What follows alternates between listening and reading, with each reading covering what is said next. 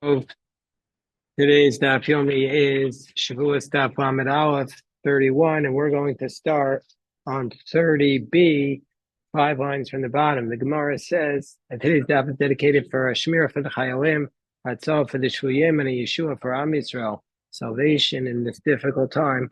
The Gemara tells us, Minay L'dayin Shelo Yaseh Sanigron Dvarav. The Gemara is going to introduce 13 different applications of the principle of midvar sheker tirchak. One must distance himself from a falsehood. So the first one is, how do we know a judge should not be a sanigron with varav? Rashi says this means that if the judge says an opinion and then he thinks he might be wrong, he shouldn't just double down on his argument even though he thinks it might be wrong. Commentaries challenge that because that seems kind of obvious. That's actually lying. So the commentary says it means that the judge shouldn't be like a defense attorney helping one of the litigants by trying to be mechazik him and strengthening his words, because the word sanigron means a defense attorney. So how do we know that he's not allowed to be a sanigron for his words? Tamomar midvar sheker tirchak. Distance yourself from falsehood. Number two, minayin shel adayin shel yeshiv talmud bor lefanov. How do we know a judge should not have a student who's an idiot as his law clerk?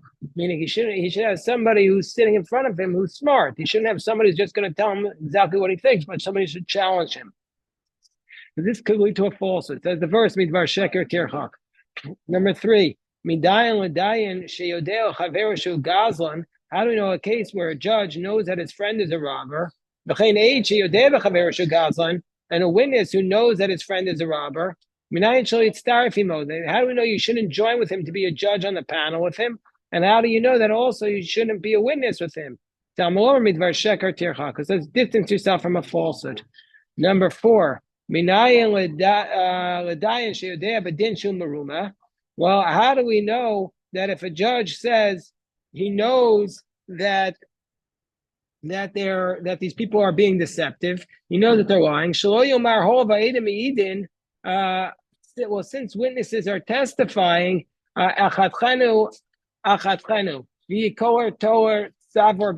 says, how do I know? Well, listen, I'll just go with what the witnesses say. I'll take the easy way out, and on the top of 31a, and I'll let there be a yoke around the neck of the witnesses. Meaning, say it's not my fault. The witnesses are saying it; they're lying, but I can't prove it, so I'll just go with it. Says the verse means sheker tirchak, distance yourself from a falsehood. So now the Gemara is going to give another 9 explanations of this concept of midvar sheker tirchak. And the simon to remember it is Tlasa, Talmud, Tlas, Balei Chov, Usmartut, and Shomei Mami. Minayel Talmud, Sheyoshev Nei Rabo. How do we know that if there's a student who's sitting there before his Rebbe? How do we know if there's a student who's sitting before his Rebbe or before the Dayan, for the judge, and he sees a merit for the poor and obligation for the wealthy? How do we know that he shouldn't be quiet? Meaning he's got to speak up, even though he's going to be telling the judge that the judge is not correct. Says the verse, midvar sheker tirchak. Number 6, how do we know if there's a student, he sees his teacher making a mistake? I'll wait for him to finish, and I'll build up the whole case on my own. I'll be able to write the opinion. I'll wait for him to make a mistake, and then I'll show everybody I'm right, that he's making the huge mistake. That's the verse, midvar sheker tirchak. Number 7, minay Talmud. How do we know that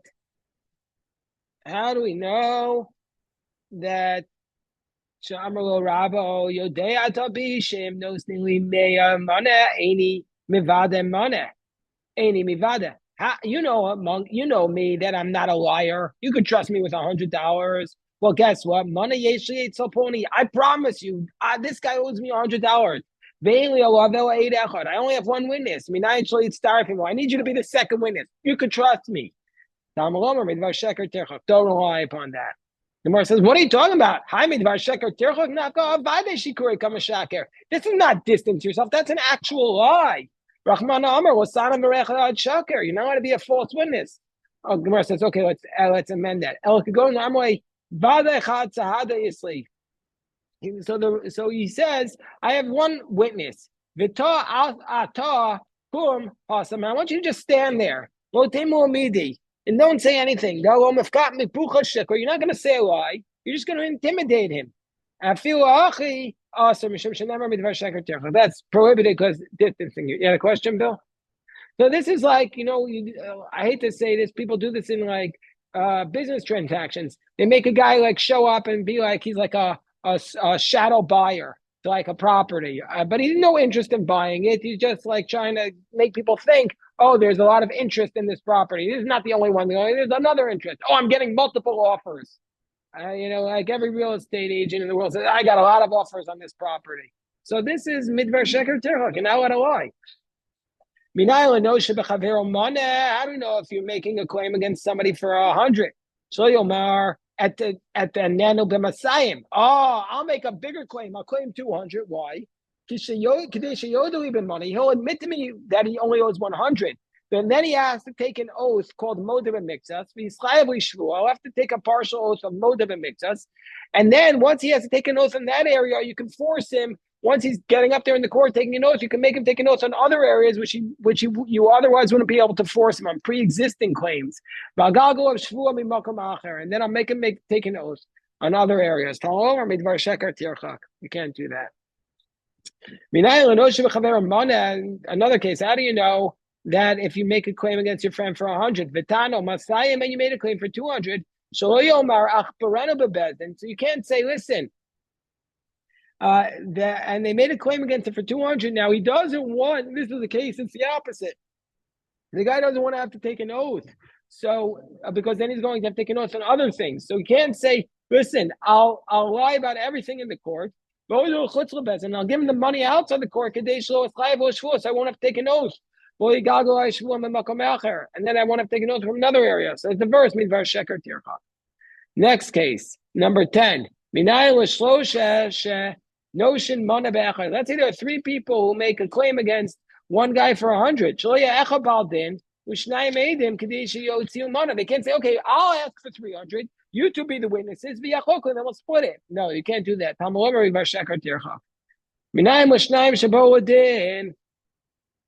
This is the 11th case. How do you know if 2 people come to the court? And one's wearing rags. The other guy's wearing Calvin Klein clothes worth $100. You force the litigants to dress similarly. You don't let one dress like he's a fancy guy and one dress like he's a bum. The verse says, midvar sheker tirchak.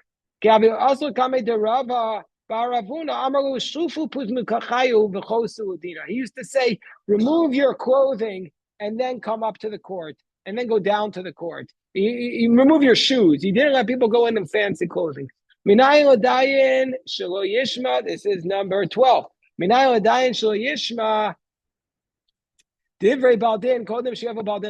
we know that a litigant cannot hear the words of his friend before the other friend comes?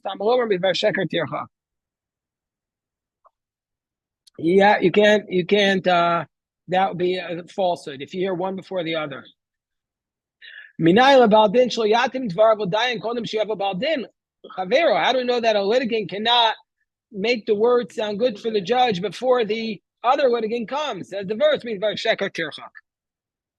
Rav Kahana Masni milotisa and lotasi. Rav Kahana learned it out from lotisa and lotasi, meaning to say you're not allowed to swear falsely, but you also can't cause others to make this mistake. And if you cause the judge to give a ruling based upon this, you're causing it to be judged falsely. There's the Gemara. Asher lo tov. It says in the pasuk, "Asher lo tov asa betoch amav." That how do we know that you shouldn't come to a judgment in a way that's not proper? It comes from Ezekiel. It talks about people who act improperly. Rav Amar Zah Babar Shah. This is a person who basically comes as Harshah. What's Harshah? He gets involved in a case that doesn't belong to him. Mean to say that he's acting like the lawyer.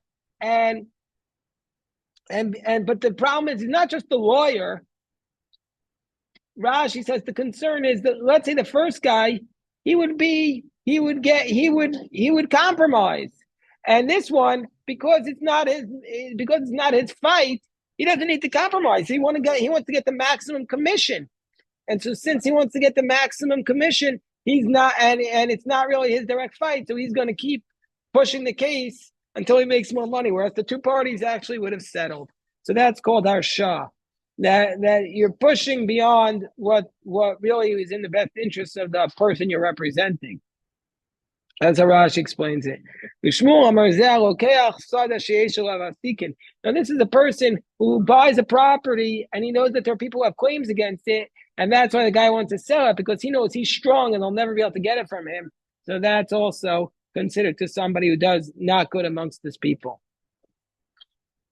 Okay, so now we're back to that was the Agadata about the Midvar Sheker Tirchak and people acting improperly in Din. And now we continue that the Mishnah had said that the Shevuos Ha'edus only applies to people who are capable of being witnesses. Lafuke Mai, who's not capable of being a witness, and Lafuke Melech, a king, is not able to be a witness. Why is the king not able to be a witness? We know because it says in Sanhedrin the king cannot testify. You don't testify against him, and the reason is because it says Som Tasim Alecha Melech. You have to have your fear upon him, and somebody who comes to testify needs to stand before the judge, and we can't have the king standing. So Rav says no, it comes to exclude a person who's a gambler. The one who says a gambler is prohibited rabbinically from being a witness. So the one who says it's exclude a gambler, for sure a king doesn't bring the Shevuos Ha'edus. One who says a king, but really a gambler is okay rabbinically, biblically, so therefore he would bring the Shevuos Ha'edus, he would bring the carbon shvuah. Up to the next case, so we say that there was a dispute, where does Shevuos Ha'edus apply? So there's two concepts. One is if others make you take the oath, and one is where if you do it by yourself, on your own. The case in the Torah about Shevuos Ha'edus is where others make you take the oath in a court. So everybody says that if you're in a court and you take the oath, both Rameir and the Chachamim agree, if you lied and say you didn't know testimony, you have to bring the carbon Ha'edus. So let's say you do it, let me just finish the sentence. Let's say you do it outside the court. If others make you take the oath, then, so we had said in our Mishnah that this was the dispute. And the Mishnah says the dispute is that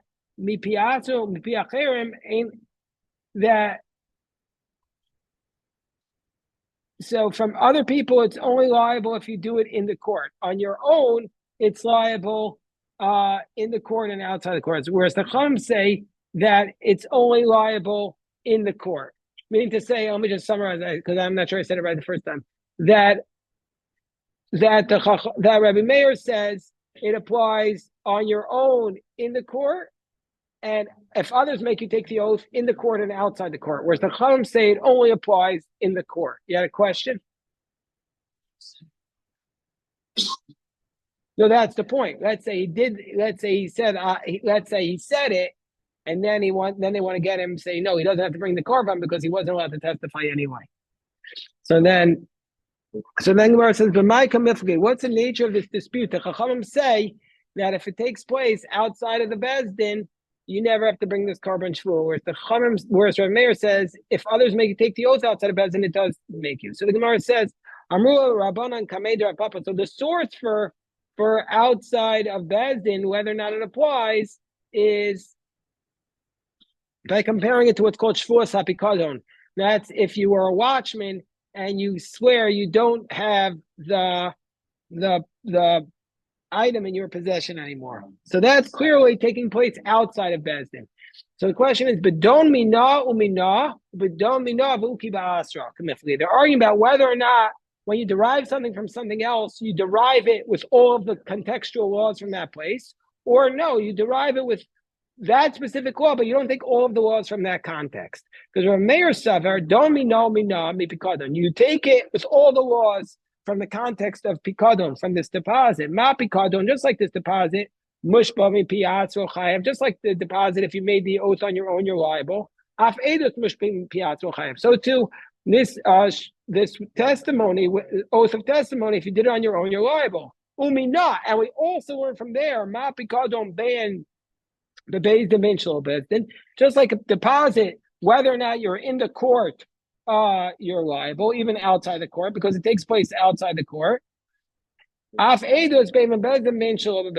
this testimony applies whether you're in the court or whether you're on the court if others make you take the oath. I mean, if you take the oath on your own. Rabbanan Savri, but the rabbis are the position, we take it from there, but we leave it in its place. Just like a pikadon, if you do the oath on your own, you're liable. Also, this edus, if you do it on your own, you're liable. But we leave the context there.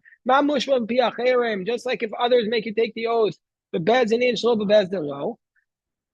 Just like in the case of Shevuos edus, the paradigm is in a court, but not outside a court. Also, if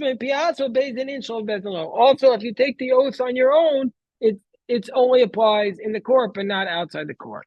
So that's what they say. So that's how they want to explain. That's how Rav Papa wants to explain this dispute between Rabbi Meir and the Chachamim. We're on top of 31b. Amru Rav Papa. Rav Papa says no. Wait, who said the initial teaching? The Rabbanan said it in front of Rav Papa. So Rav Papa responds, no. Imi pikadon gamri la Rabbanan. If the Rabbanan are learning it out from actually the case of the deposit, then even the Chachamim would agree that if you did it on your own by Shevuos edus, it would apply outside of Bezdin. The domino mina. El hainu time of the Rabbanan. What's the reason for the Rabbanan? The Maisula B'Kal V'Chomer. The rabbis are deriving it from a Kal V'Chomer. They always say as follows: Umami piacherim chayev. What's the logical argument? Just like they're saying, if you do the Shevuos edus from others, you're liable. Mi piatzol or kol shekain. And for sure, if you do it on your own, you're going to be liable. Umi the Maisula B'Kal V'Chomer. But since they're learning it out from a Kal V'Chomer, we have a concept that we're limited by the source of the Kal V'Chomer. And so since the source of the Kal V'Chomer is in a Bezdin, also the case of yourself is also only going to be a Bezdin. So that's there. So he's not learning out from Domi Nomina. So Amalei Rabbanu Rav Papa mean to so the Rabbanu respond to Rav Papa, Mimatzis Amris the Rabbanon Umina Pligi. You mean to say they're not arguing about this concept called Don Mina Vatana, but didn't we learn in the Mishnah, we're going to get to it, God willing, in Shevuos Pikadon, which is the next chapter, the 5th chapter, Gabe Pikadon. We learned in the Mishnah the following: Gabe Pikadon, Shevuos Pikadon. Excuse me, no hages ba'anashim, uvanashim. This oath oath of a depositor, oath of a deposit applies to men and women. Berchokin krovim ksherim psulim b'fnei bezin v'shlo b'fnei bezin, in the court and not outside the court. Mipiatzo and mipiatzo piacherim, and from himself if he takes it, or from others. And eno chayav ad shiach po proba bezin. He's only if he denies it in the court. Whereas whether it's on its own or from others, even shekafarbo, once he rejects it, chayiv. So the Chamim say whether it's on his own or from others, once he rejects it, he's liable. Mushbim piacher. So even if he's not in the court, and the Gemara, and therefore the Gemara draws the inference: Mushbim piacherim bepikadon menalu rabbanan dechayiv. How did the Rabbanan know that he's liable in the case of mushbami piacherim, that if others make him take an oath by deposit, lav the gamri lamei edus, they must learn it out from the case of the Shevuos edus. Ushmamina b'domino monopoly, and there it's clear that the dispute is that when Meir says you're liable even. You're only liable in the Bezdin, and the Chachamim say that you're liable even outside of Bezdin, because they don't say Domina Umina, they say Domina V'uki Ba'asra. So it's clear that they are arguing about that concept. So Rav Papa responds, yeah, from there it's clear that they're arguing about Mehahi in.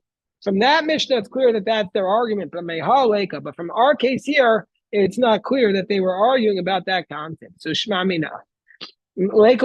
So we couldn't have derived it from there, but they do have that argument, but it's only clear from the next Mishnah. Also, we say that they're liable for Zadon at Shvuah. What's Zadon at Shvuah? This is the unusual case where they intentionally swore falsely about the testimony. Then they bring a carbon. Usually a carbon is only brought about an accidental sin. But in this case, it's an intentional sin. So the Gemara says, "V'chayavan al dadan shnua." Minan emili. What's the source for this? The Tana Rabbanan. Bekuan v'nemar b'menelam, b'kango nemar b'nelam, l'chayav al mezik shali. In all of them, it says v'nelam, but this case, it doesn't say v'nelam. It doesn't say forgot. It's intentional. And so therefore, this case where he denies the testimony, even though he did it intentionally, he has to bring the carbon. And he's liable if he does it accidentally, if there was an intentional imzadon ha'edus. What does that mean? What does it mean if he does it accidentally, but he purposely denied the oath? So what does this mean? So he knows that the oath is prohibited. He brings the carbon over yored in the case where he says, I know it's prohibited, but he doesn't know 100% that what the punishment is. So that's this case. But he doesn't bring a carbon if he's not sure about the actual, if he made an actual mistake. You had a question, Bill? So what's this case? Meaning to say, he wasn't sure if he made a sin. Well, the Gemara says, now you remember, this refers back to a Gemara we had on 26a. Lema Tanina with the Rav Kahana, the Rav Asi. Maybe we should say that our Mishnah is actually responding to a dispute between what Rav Kahana and Rav Asi were talking about, where they each swore that this is exactly what Rav taught. Remember that? The one said, I'm 100% right, I'm 100% right, take an oath. And then he turns out he was wrong. He says, do I have to bring the carbon? He said, and Rav said, no, because you thought you were right. So maybe that's this case. Gemara says, no. Our Mishnah, you can't answer that question. Afagav de Tanan, it's just, even though we have it here, you need to learn it. Because you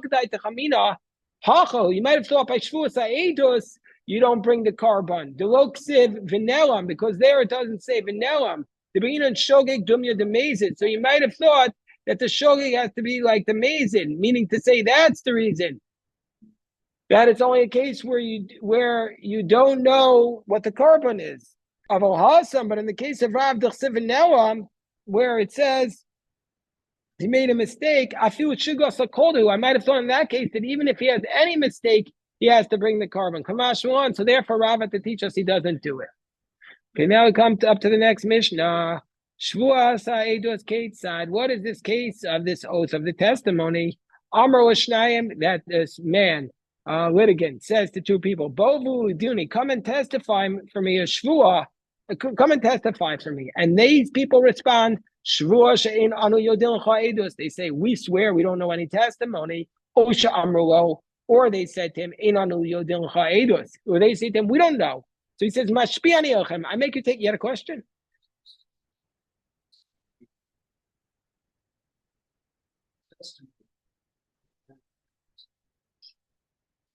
Yeah, it's always after the fact. Always the way they do it.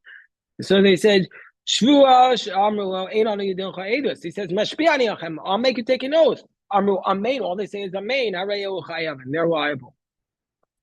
Ishpiahem chamesh pamim.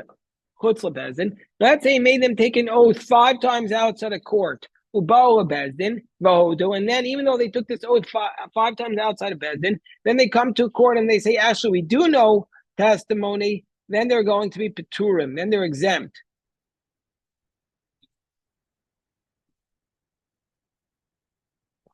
So therefore, they're exempt from the Shevuos ha'edus.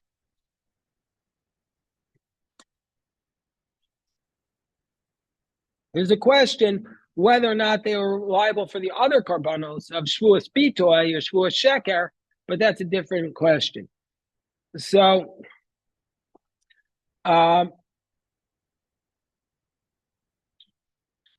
Kafru, but let's say they deny in the court, then they're going to be liable for each time they took an oath outside the court. But let's say they took the oath 5 times in front of the court, the kafru, and they denied it. They're only liable once. Rabbi Shimon, what's the reason? The reason is because once they admitted to something in the court, they can't change their testimony, and so therefore they're only liable for Shevuos Eidus once. If both of the witnesses deny the testimony together and took the oath, then Shnei Chayav, and then both are liable. But let's say, but if they did it one after the other, Rishon Chayav Hasheni Pater, then the first one is liable and the second one is exempt. Rishon Chayav Hasheni Pater. Because once the first one denies it, the second one can't be a witness anymore because he needs two. Kafar Echad Vahoda Echad. Let's say one of them rejected it and one of them admitted it. Kofar Chayav, the one who rejects it is liable. Let's say there are two groups of witnesses. The Kafar Rishona. The first one rejected it, and then the second one rejected it. They're both liable because since you need only one of the groups, therefore they're both going to be liable. If both of them rejected it, since either group could have been sufficient, they're both liable. Okay, this is today's daf. A big shikoyach to everybody.